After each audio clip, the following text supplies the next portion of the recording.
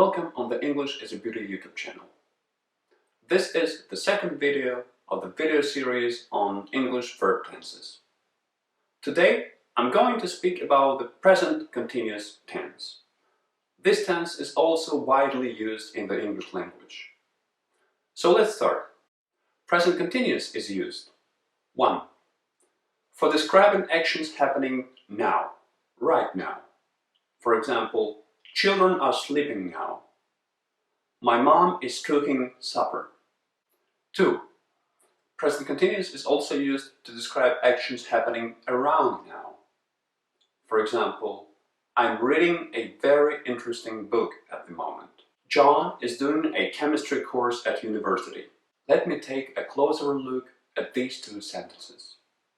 In the first one, John is not doing a chemistry course right now. He's doing it around now. It means that it started a few weeks ago and it will end soon. The action is temporary. The same goes for the second question. It does not mean that I'm reading this book right now at the moment of speaking. I also started reading a book not long ago, and of course I will stop doing it soon. The action is also temporary. 3.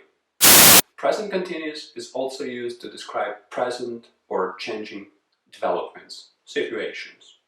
For example, coronavirus is spreading all over the world. More and more people are recognizing the importance of learning foreign languages. 4. Present continuous is also used to describe amusing or annoying habits of other people. For example, Chris is always coming up with weird ideas. Or, my dad is always smoking in the house. 5. Present continuous is used to describe arrangements. For example, Peter is flying to Paris tomorrow. Or, in a few days we are having a very important meeting with our investors. There are also specific words and phrases that are used normally with present continuous tense. These might be currently, at the moment, right now, now, at present, and many more. So these are the main rules for using present continuous tense. Please feel free to leave your comments below this video and I'll be happy to answer them.